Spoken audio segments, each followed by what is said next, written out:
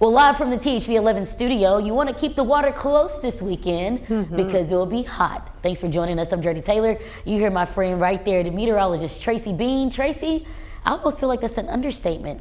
Yeah, it's one of those times we're already in the summer. It's only going to get hotter, and so we're going to make sure we're just drinking that water, drinking that Gatorade, whatever you need. Make sure you're staying hydrated. We're going to get a little bit of a break on things, but it's not going to be much of one, but we'll take what we can get. Right, friends? We are seeing a bit of development in northwest Arkansas here. A few of these showers, of course, nothing is severe, but just some of those little pop-up summertime showers. But here's what we're tracking. This heat advisory will be through 9 p.m. today, and then finally we'll maybe be rid of that for at least a couple of days, and hot with some spotty storms this weekend are certainly possible, and it's going to be a bit active leading up to the 4th.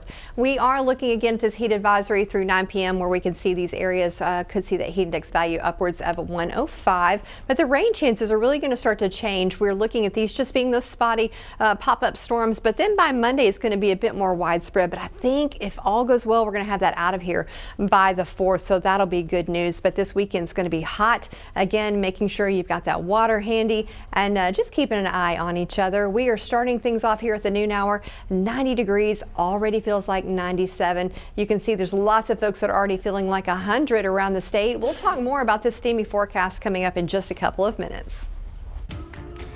All right, Tracy, thank you. Helena Mayor Chris Franklin has been barred from political duties since his recent arrest. Franklin is out of jail on a $100,000 bond and is prohibited from City Hall. City Council members say this is unprecedented, and on Monday, a judge will decide if Franklin will be permanently removed from office.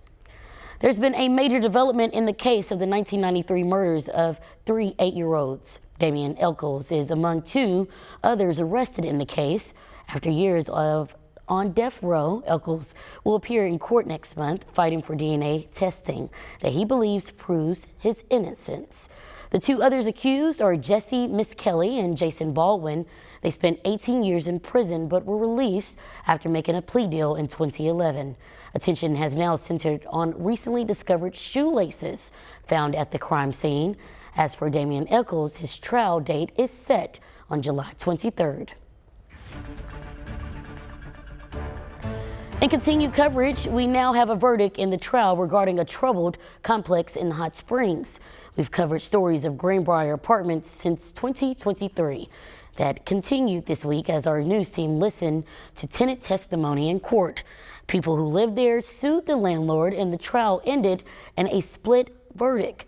In conclusion, Greenbrier Holdings partnership were found in violation of lease contracts. The jury, however, rejected tenant claims of fraud and discrimination. You know, 1 out of 3 is not bad, but again, I just thought that the city, I thought that the state had made a bit more progression towards, you know, just being equal. I was very surprised that we didn't prevail on the breach of contract claims. But on the other hand, we were glad that there was no judgment entered for any discrimination, for any fraud. The legal parties suing the apartment's management were awarded $10,000 in damages that will be split between 6 former tenants, ranging from $1,500 to $2,800 each. THV 11 has followed the continued push for higher pay for Conway firefighters, and there's a new update. After months of negotiating, council members approved a new pay scale. It will close a significant gap where Conway fire crews earn less than their counterparts. According to the fire chief, he's satisfied with the taken steps, but doesn't plan to end the conversation. This is a starting point, and I've discussed with our firefighters. It's a bad time to be looking at Conway firefighters' salaries. Our starting pay is competitive. We lose it as we advance through. If that budget succeeds in passage, fire crews will notice a higher paycheck by July 1st. Also developing in Conway, the school board met last night following pressure to remove the district's superintendent. The board conducted a review into Superintendent Jeff Collins' contract earlier this week. Those against Collins point out poor attitude towards staff and are dissatisfied with his handling of situations. The board has not taken action against Collins, but will revisit the issue at another meeting this Sunday. Governor Sarah Sanders is urging President Donald Trump to revise his massive spending bill. The governor's request comes as that bill is in consideration in the U.S. Senate. Sanders expressed support for the bill, but warns against a specific provision blocking states from creating regulations for artificial intelligence. The governor argues that banning state-level laws could create abuse in the industry. Now, in a statement obtained by THV 11, the governor says the law puts Americans at risk and that it goes against, quote, what our founders envisioned when they established our federal system, end quote.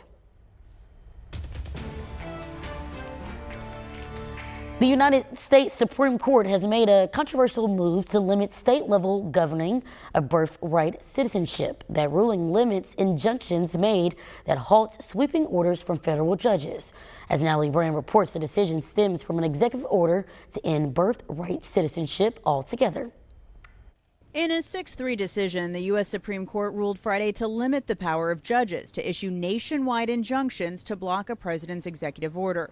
The opinion, written by Justice Amy Coney Barrett, split along the court's ideological lines and says in part, these injunctions, known as universal injunctions, likely exceed the equitable authority that Congress has given to federal courts. She's also saying very clearly that when people walk into federal court now and they ask for relief of an executive order, they cannot get these universal injunctions anymore. Instead, courts are limited in the scope, the remedy that they can provide. The justices did not rule on birthright citizenship protected by the Constitution's 14th Amendment. But President Trump, hailing the decision as a monumental victory, said the administration plans to move forward with his executive order. This lets us go there and finally win that case because hundreds of thousands of people are pouring into our country under birthright citizenship, and it wasn't meant for that reason. It was meant for the babies of slaves. Federal judges in Washington, Maryland, and Massachusetts blocked that policy nationwide, saying it violates the Constitution. Their injunctions escalated all the way up to the U.S. Supreme Court, calling into question the power of a single lower court judge to block a presidential policy.